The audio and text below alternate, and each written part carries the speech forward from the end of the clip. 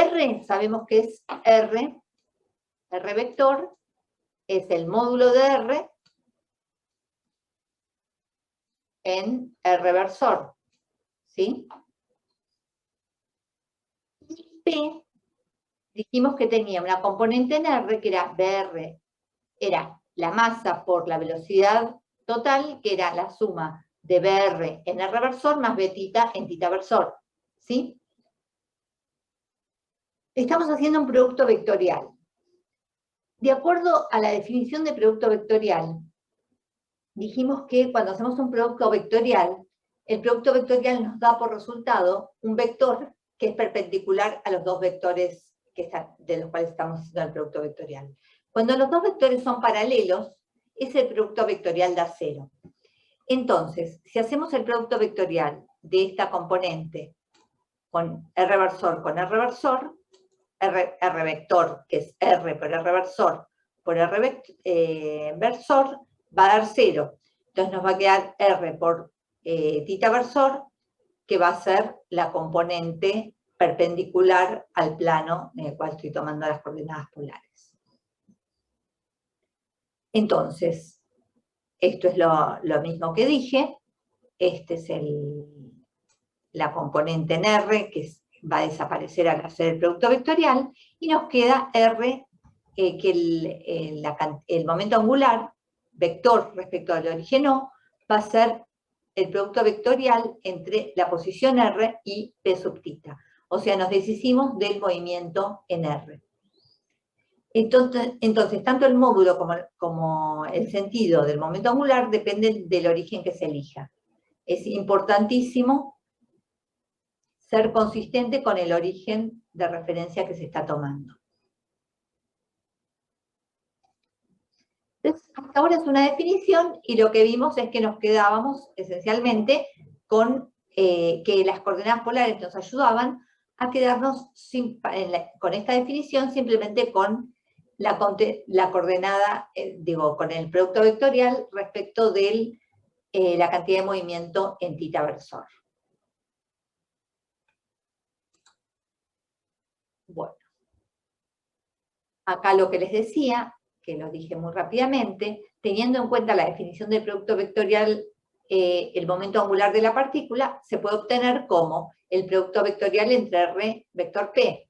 Entonces, si tenemos las coordenadas en cartesianas, R va a ser X y Z, Y va a ser PX, PY, PZ, y vamos a poder escribir LX, LY y LZ.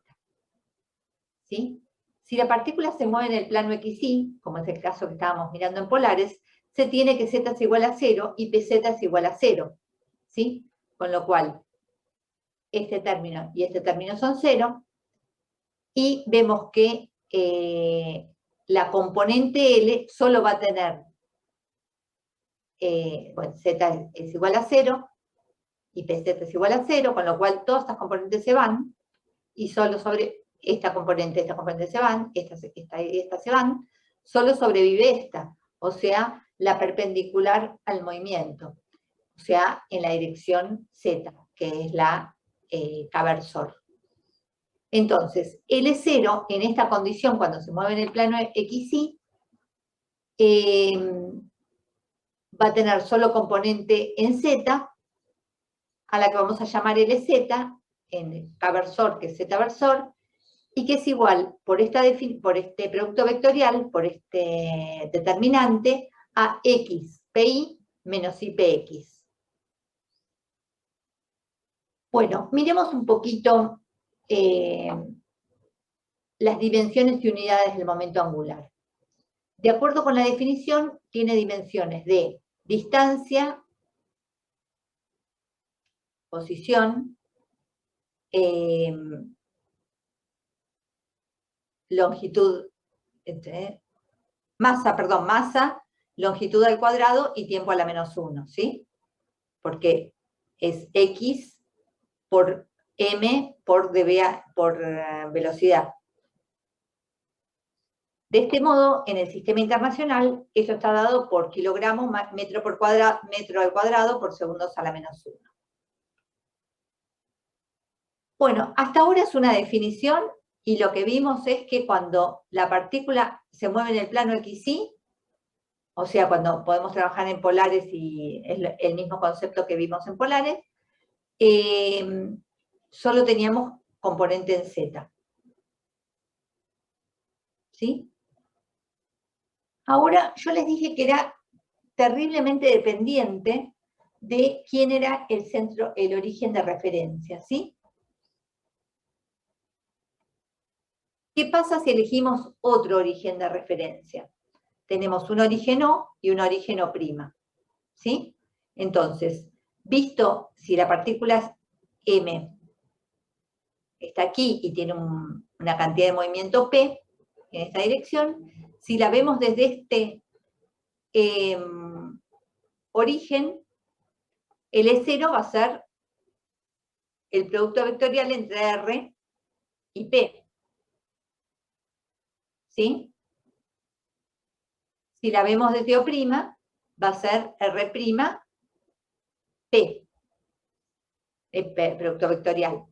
Entonces, si hacemos R vector P, que es nuestra definición de momento angular, R sabemos que es la suma, es decir, si queremos cambiar de sistema de referencia, R va a ser la posición vista desde O' más el vector que une O con O', ¿sí?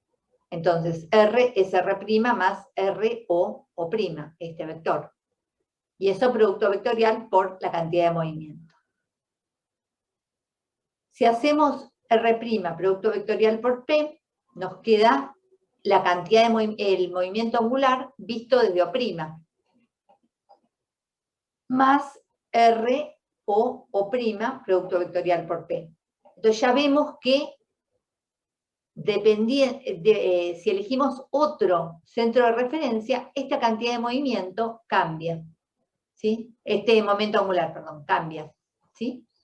Es L visto del sistema de referencia desde el origen O, es igual a L visto del sistema de referencia O', más el producto vectorial del vector que une los dos centros de referencia, producto vectorial por P.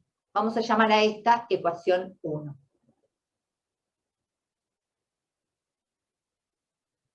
Bueno, supongamos por ahora que el origen O está quieto, ¿sí? Y queremos hacer la derivada de L del momento angular respecto del tiempo, ¿sí? Entonces, hacemos la derivada, aplicamos la derivada, derivamos aquí, y esto nos lleva a d L0 a dt, va a ser igual a la derivada de esto, ¿sí? Entonces, esto va a ser la derivada de un producto, es la derivada de R, producto con respecto al tiempo, producto vectorial por P, más R, producto vectorial por dp a dt. ¿Se ve?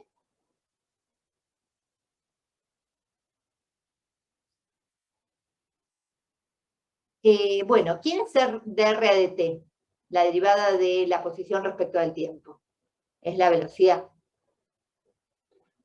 Producto vectorial por P. P, bueno, ¿quién es P? M por B. Producto vectorial de B con B. ¿Cuánto da?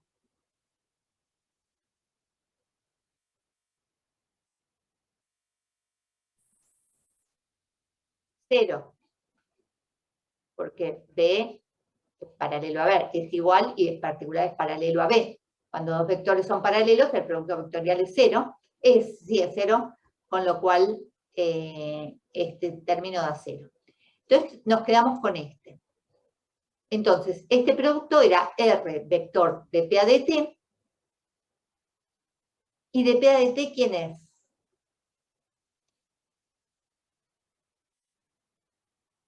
Habíamos visto hace 2 clases que esto es las fuerzas externas o la sumatoria de fuerzas externas netas. ¿Sí? Entonces, este término es igual a la sumatoria de las fuerzas externas. Entonces, la derivada del momento angular respecto al tiempo es igual al producto vectorial de la posición con respecto a las fuerzas externas. ¿Sí? Y a esto, a este producto vectorial, lo llamamos momento o torque de las fuerzas externas. ¿Sí? ¿Qué pasa si este momento o torque, este torque, es igual a 0?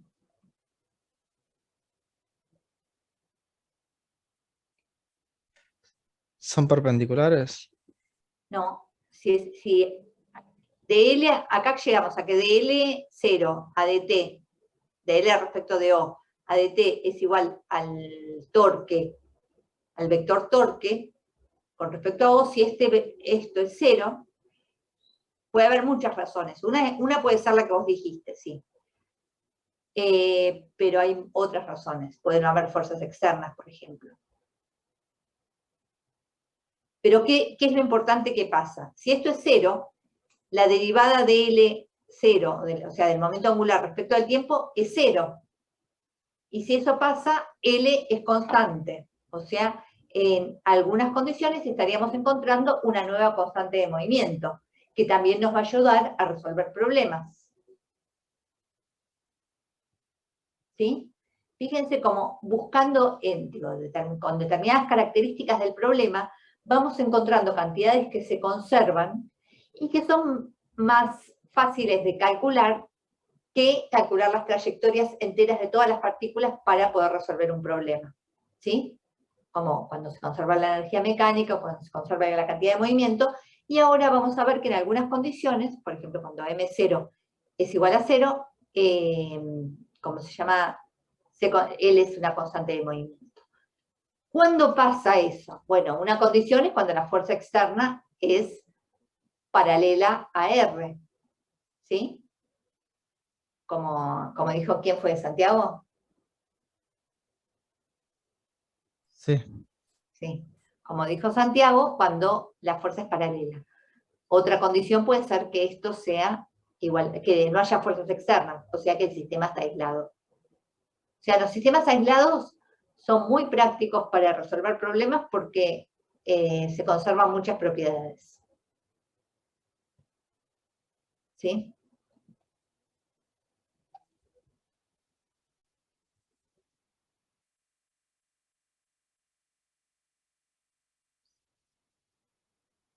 Entonces, ¿qué pasa si tomamos helio? Bueno, entonces acá encontramos una condición para tener una constante de movimiento. Pero dijimos que todo esto es muy es decir, estas cantidades, todo es referido a un sistema, a un origen, pero en particular la cantidad del momento angular es no solo al sistema de referencia, es referido a un punto, a un origen O. ¿Sí? Este O, si yo tengo el mismo sistema de referencia girado, pero respecto al mismo punto, si tengo este sistema de referencia, vamos a tratar de hacerlo lo más paralelo posible, o este sistema de referencia, siempre central al punto O, el L0, el respecto de ese origen va a ser equivalente, va a ser el mismo. ¿Sí? O sea, el L depende del origen respecto al cual estoy tomando el momento angular.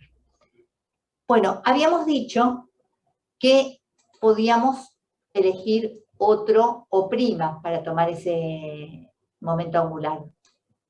Y habíamos referido que L' era igual a LO menos el producto vectorial de RO', producto vectorial por P. ¿Sí? Esto en realidad en la ecuación que teníamos arriba era L respecto de O era igual a LO' más RO', producto vectorial por P. Ahora pasé restando este término. ¿Sí? Pero bueno, ¿qué pasa si este punto O' está en movimiento? Vamos a hacer la derivada. Hacemos la derivada, es la derivada de LO respecto del origen O' es igual a la derivada respecto de LO, del origen O, del vector, menos el producto vectorial de R, la derivada respecto de R o producto vectorial por P. Esto nos va a dar lugar a dos términos, uno en el cual derivamos este y otro en el cual derivamos este. Entonces, el primer término cuando derivamos nos lleva a a la derivada de L del momento angular respecto del origen O al tiempo. Y esto lo habíamos definido como el torque M de las fuerzas externas visto desde el origen O.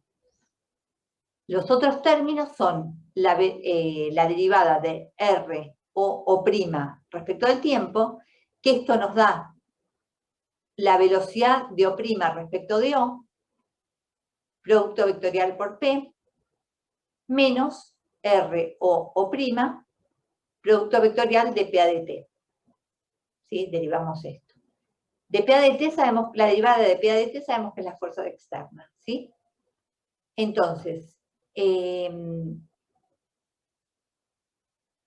vamos a limpiar.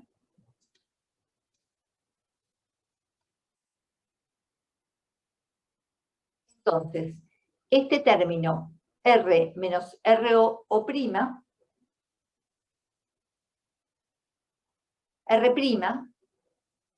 era R menos RO, ¿sí? Que lo podemos reemplazar de el R que aparecería acá, R vector F, ¿sí? Por la definición de este término. R menos RO, producto escalar por las fuerzas externas. Acá tal vez falta un paso para entenderlo, no sé si se está entendiendo. Este término, a su vez, es R, producto vectorial, F externa, ¿sí?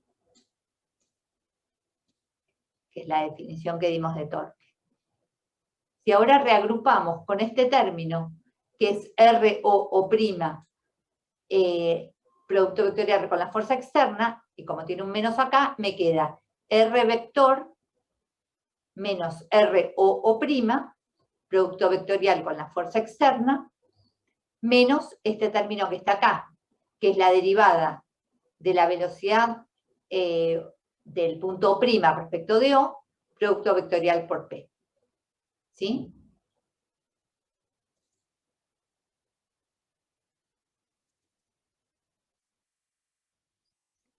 Entonces, si este es R', es R menos RO', es por definición, como lo vimos en esta figura, R menos RO' es R'. ¿Sí? Entonces, este término me queda R' por la fuerza externa menos la BO', producto vectorial por P.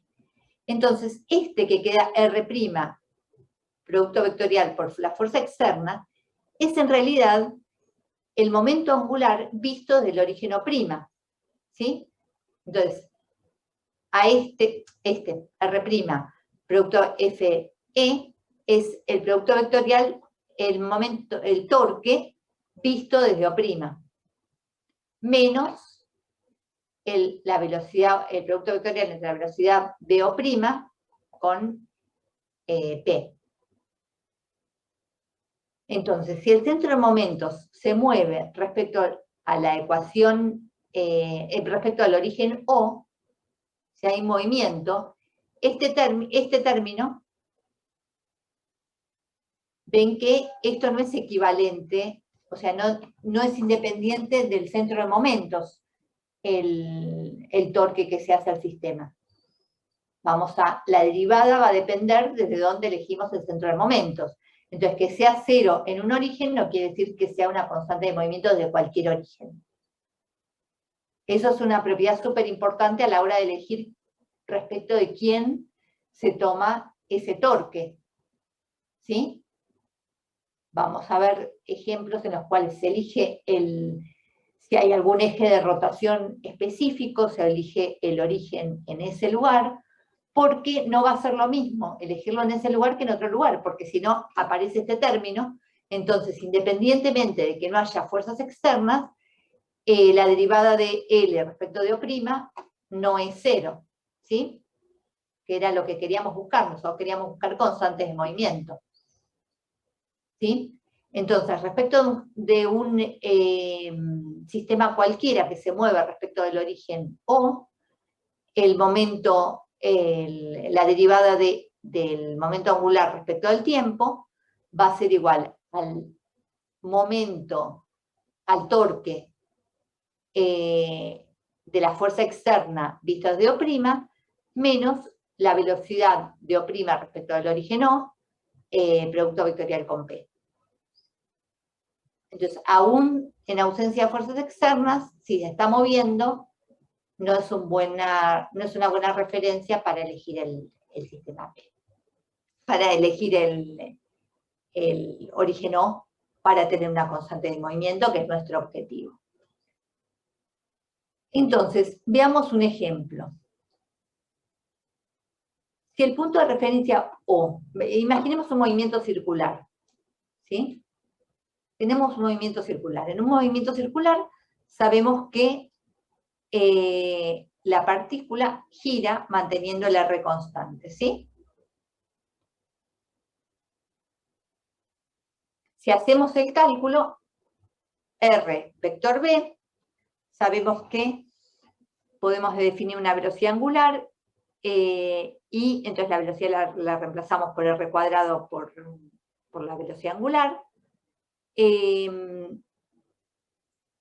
Tenemos la velocidad angular y el L0 va a ser en la dirección Z, ¿sí? ¿Están de acuerdo que si tenemos un movimiento circular en el plano XY, la velocidad angular es en la dirección Z? Sí. ¿Qué pasa con el L? Lo mismo. También si el movimiento R vector P, que va a ser M por B, va a ser en la dirección Z, y en particular, bueno, M por L0 va a ser el producto vectorial entre R vector P, y nos va a dar, si hacemos la cuenta, MR cuadrado W, sabiendo cómo reemplazar la R omega como la velocidad. Entonces, el momento angular visto desde este origen, desde el centro de la circunferencia, va a ser una constante, va a ser perpendicular y va a ser una constante. ¿Sí? Entonces, si tenemos un movimiento circular, siempre vamos a elegir como centro de momentos el origen. ¿Por qué razón? Porque sabemos que desde ese origen, lo que hace que el movimiento sea circular es una fuerza central, una fuerza en R, que nos tuerce el sistema, y vamos a poder tener en algunos casos la conservación del momento angular. Bueno, veamos el caso, este es un caso muy particular, veamos el caso general. Dijimos que la velocidad la podíamos escribir en coordenadas polares o curvilíneas como una velocidad betita, tita versor más BR versor, realidad más BZ, Z versor. Entonces, el producto vectorial entre R, entre el L0 visto desde un origen O, va a ser el producto de la masa por R vector betita BR, como dijimos antes, este término, producto vectorial con este, se van a cancelar, y nos va a quedar MB tita, la velocidad en tita, y el producto vectorial entre R y tita. R vector con tita versor. Si se hace bien la cuenta, este es R vector tita va a dar Z, entonces L0 va a ser MR B sub tita en Z versor. Entonces veamos la conservación del momento angular y fuerzas centrales. Digo, podemos ver que se conserva el L cuando, dijimos, cuando la velocidad era, cuando teníamos los vectores paralelos, cuando la fuerza era paralela a R, o sea, lo que vamos a llamar una fuerza central, o cuando no hay fuerzas externas, o sea, cuando el sistema está aislado. Entonces, lo expresamos de esta manera, llegamos a esta conclusión y vamos a ver cuándo se conserva. ¿Cuándo se conserva el L? Cuando el de L a dt es igual a 0. Por lo tanto, se tiene que el momento angular de una partícula es constante si el producto R, vector F, es 0. Esta situación se presenta en dos casos, que ya los expoliamos, pero uno es si la fuerza neta sobre la partícula es 0, se tiene que una partícula libre o en equilibrio, es decir, que R vector F es igual a 0. Si estamos hablando de una única partícula, nuestro sistema es una partícula, con lo cual que no tenga fuerzas externas quiere decir que no tenga fuerzas. Vamos a ver en clases que vienen un sistema, además, y el momento angular de sistemas de muchas partículas. Hoy consideramos una única partícula. Entonces, en estas condiciones, la condición es que la fuerza sea, esencialmente, la fuerza externa sea central, y eso nos lleva a una constante de movimiento. Bueno, y la otra, el producto se hace 0 si son vectores paralelos a la misma recta de acción. Entonces, si la fuerza neta sobre la partícula es 0, se tiene que el L0 es constante y se satisface que una partícula de masa m con movimiento rectilíneo uniforme, por ejemplo, L0 es igual a mr, producto vectorial por b, y bueno, si tenemos este origen, y la trayectoria es en esta dirección, la componente que sobrevive, bueno, vamos a hacer el producto de, sabemos que es en z, vista desde este origen, no es lo mismo visto desde este origen, va a ser igual a m por el módulo de r por módulo de b por el seno de tita, el ángulo que forman entre los dos vectores. Considerando que d es igual a r seno de tita, d es esta altura, esta distancia, perdón, L0 va a ser igual a mb por d. El vector momento angular es constante en magnitud y dirección y es un vector que entra perpendicularmente al dibujo del plano. ¿Sí? Como otro ejemplo, o como otro caso, teníamos una partícula en movimiento rectilíneo uniforme sin fuerzas externas que lo hacían cambiar de dirección, ni de sentido, ni de módulo. ¿Sí? Este es el caso en el cual tenemos una fuerza externa aplicada, sí, pero es en la dirección del vector R. ¿Sí? Con lo cual también dijimos que la derivada de L, o sea, el torque, respecto al tiempo, era igual a 0, o sea, el torque era igual a 0. Entonces, el producto vectorial entre el vector posición R y la fuerza se hace 0 si los vectores son paralelos. Si tenemos este caso, tenemos este origen, la fuerza siempre va, si tenemos una fuerza particular que va siempre en la dirección R, que es lo que llamamos fuerza central, cumple la condición de pasar por su línea de acción por un punto fijo, llamado centro de fuerza, se dice que una fuerza es central. Entonces, fíjense que si tenemos una fuerza central, el producto vectorial es 0. ¿Cuándo pasa eso? Bueno, un ejemplo es el movimiento de la Tierra alrededor del Sol, ¿sí? La fuerza, como vamos a ver bien en la clase de gravitación, si tenemos el sistema Tierra-Sol, la fuerza de atracción del Sol respecto de la Tierra va a ser siempre orientada a la posición del Sol, que se puede considerar como fijo visto desde la Tierra. Elegimos el O sobre el Sol, siempre la fuerza va a ser central, con lo cual el torque es 0, y el momento angular se conserva. Y eso nos va a ayudar a calcular, por ejemplo, las órbitas. Otro ejemplo es el movimiento electrónico en el átomo de Bohr. Esto es una aproximación hecha por Bohr, muy simple de lo que es un átomo. En este modelo de Bohr, Bohr considera que tiene un centro, un núcleo, cargado positivamente, que tiene el protón y neutrón, mucho más másico que el electrón, tiene mucha más masa que el electrón. Entonces, lo que supone Bohr es que el electrón, que es atraído, que tiene carga negativa, es atraído electrostáticamente en la dirección que une las dos partículas, se hace una fuerza central, y se mueve en una órbita, por ejemplo, circular, fue el caso de la cuenta que hizo Bohr. Claramente ahora sabemos que el electrón es una partícula cuántica y tiene una probabilidad de ser encontrada en una dada región. Pero esto es un modelo mecanístico de un átomo, ¿sí? Del átomo de hidrógeno en particular.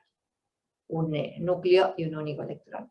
En este caso, también la fuerza central y el momento angular se conservan. O sea, el momento angular se conserva y vamos a elegir siempre como referencia el origen O para calcular el torque, porque sabemos que si elegimos otro origen, el torque no va a ser 0, porque va a tener un término que va a depender de la velocidad a la cual se mueve respecto a ese origen fijo, y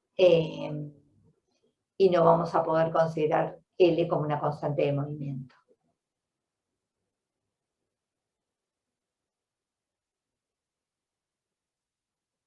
Bueno, hasta acá vamos a llegar con la clase de hoy. Me parece que es un concepto nuevo, tal vez, que incluye un poco más de matemática, mucho más de cuidado en la matemática, pero viene de la mano de todo esto de las constantes de movimiento. Es importante saber desde dónde se toma el origen del L, es fundamental, y es muy problema dependiente. Y hoy, como dije antes, lo vimos para una partícula, pero vamos a ver cómo es una propiedad muy útil cuando tenemos un conjunto de partículas y también cuando tenemos un cuerpo rígido, que es uno de los temas en los que vamos a entrar en las clases siguientes.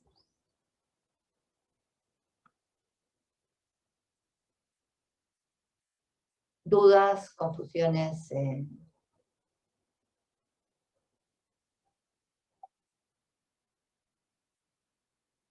Se van a ir dando cuenta más certeramente cuando empiecen a hacer las cuentas y empiecen a aplicarlo a un problema específico. Pero una de las cosas importantes es, el concepto de producto vectorial, otra que el L respecto de dos orígenes diferentes tiene un término que hace que después la derivada que la tenemos acá, no sea igual vista de los dos orígenes, y cuando elegimos bien el origen sobre el cual calcular y podemos considerar o que las fuerzas externas son 0 o que la fuerza es central, vamos a tener conservación del momento angular porque el torque es igual a 0.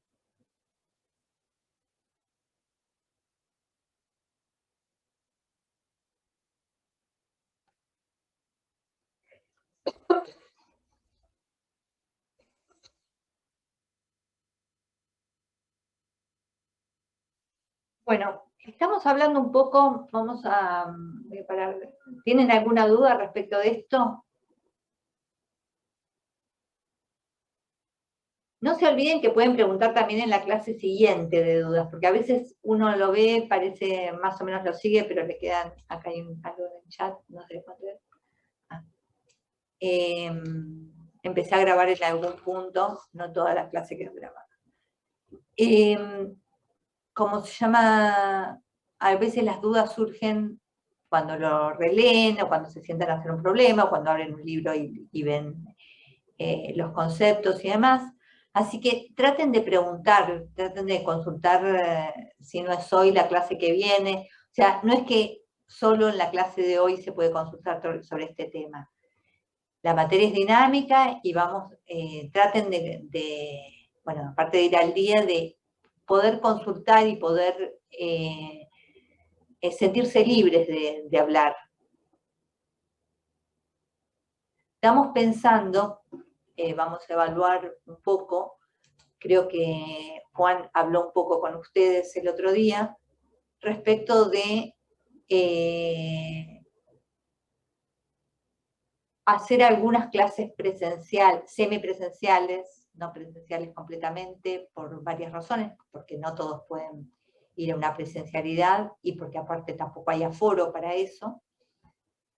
Pero bueno, aprovechando que en este momento la cantidad de casos estaba relativamente baja y que la mayoría estamos vacunados, no sé si están todos vacunados, pero bueno, que hay gente que está vacunada y puede moverse, no sé si más seguro, pero un poco más tranquilo por lo menos. Digo, más seguro de no pescarse, pero más tranquilo de que estamos de algún modo protegidos. Estamos pensando en esta posibilidad de hacer una modalidad semipresencial para poder verlos también, para poder interactuar de otra manera. A veces es muy difícil interactuar por los problemas técnicos, porque tampoco, digo, están en general con las cámaras apagadas y uno no ve cuando hay algo. En una clase uno se da cuenta cuando no se está entendiendo un concepto y vuelve sobre eso. Bueno. No, yo opino como vos decís, generalmente las dudas aparecen cuando te sentás a hacer un problema relacionado a esto. Así que cuando me siente con algo relacionado a esto, tendré la duda de esto en particular. Está bien, pero siéntanse libres de preguntar sobre cualquiera de las clases anteriores también. O sea, cuando las estudian o las ven o demás. Supongo que preguntan más en la parte de la práctica, ¿no? Que es cuando está el problema específico, pero bueno, nada.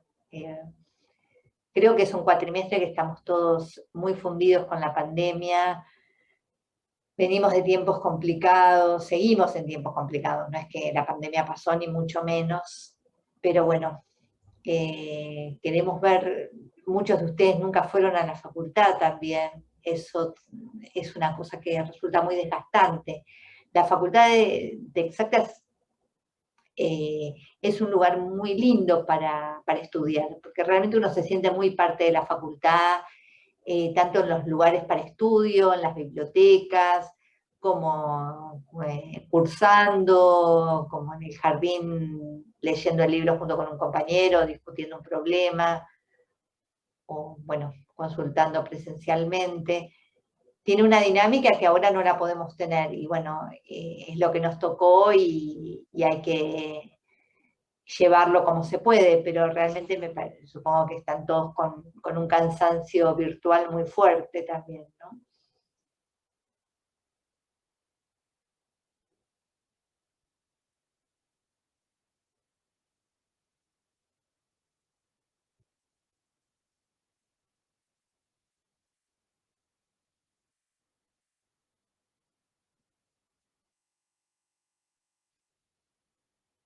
Y bueno, ¿a ustedes les parece interesante o viable el tema de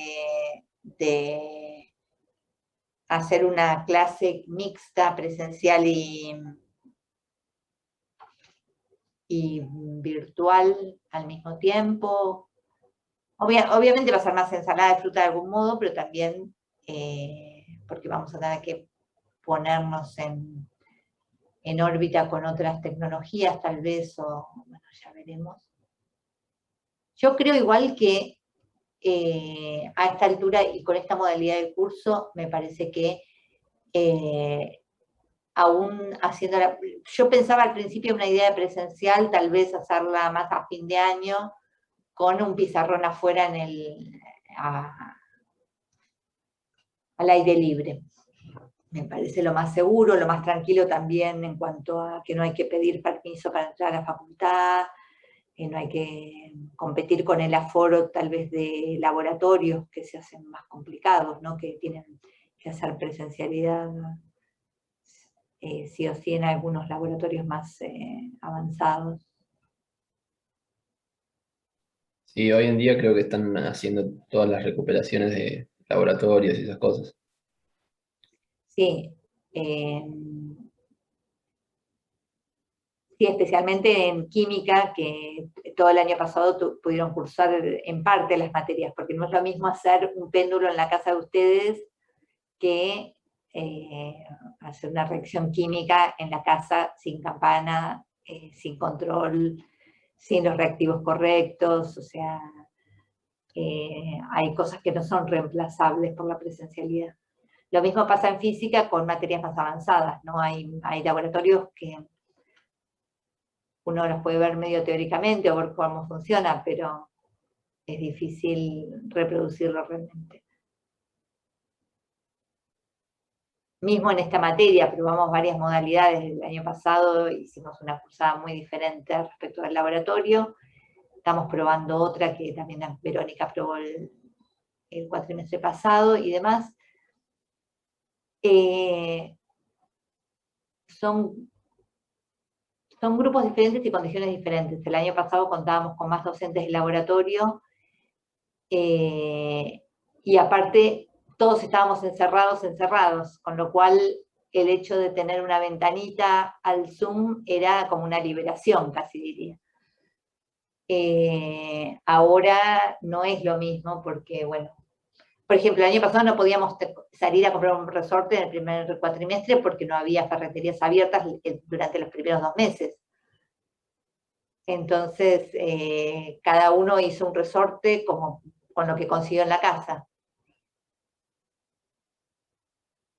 Ahora me parece que esas condiciones cambiaron un poco, en muchos sentidos, ¿no? Y bueno. Y también esta posibilidad de hacer con un poco de aforo, con mucho cuidado, con muchísimo cuidado. ¿Cómo se llama? Un poco de presencialidad. El mayor problema para mí es el tema del transporte público. Pero bueno. Sí, yo ayer tuve que ir a un laboratorio justamente y la verdad que el colectivo iba repleto. Sí, eso es lo que más me preocupa en cuanto a la presencialidad. En la facultad las cosas están cuidadas, los aforos están cuidados, las condiciones, las aulas que están habilitadas tienen circulación cruzada, o si no tenemos la posibilidad de hacerlo al aire libre, sacar un pizarrón o algo por el estilo. Pero lo que más me preocupa es mucho el transporte público. Si bien también en primavera por lo menos las ventanas del transporte público deben estar abiertas, pero en el verano los que tienen aire acondicionado lo cierran, y en el invierno casi nadie abre la ventana por más que sea obligatorio.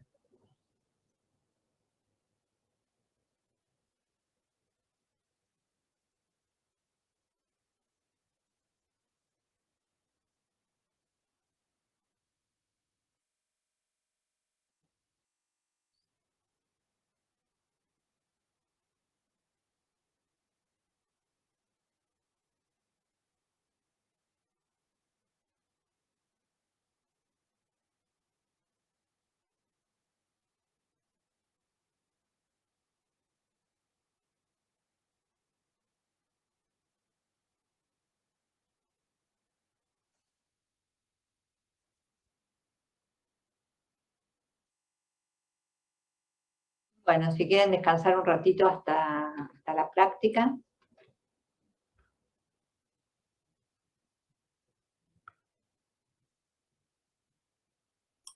Bueno, gracias por la clase.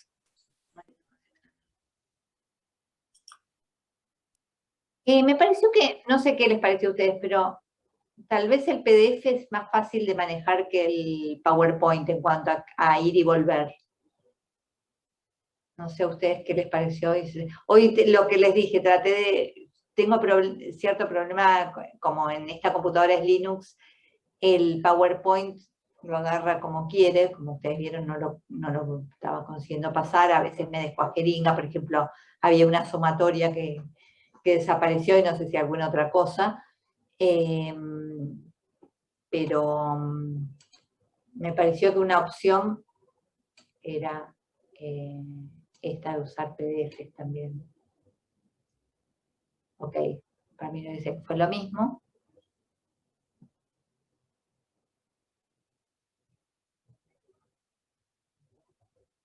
Igual lo que yo estoy subiendo es el PDF, ¿no? O sea, el PDF lo tienen de cualquier manera.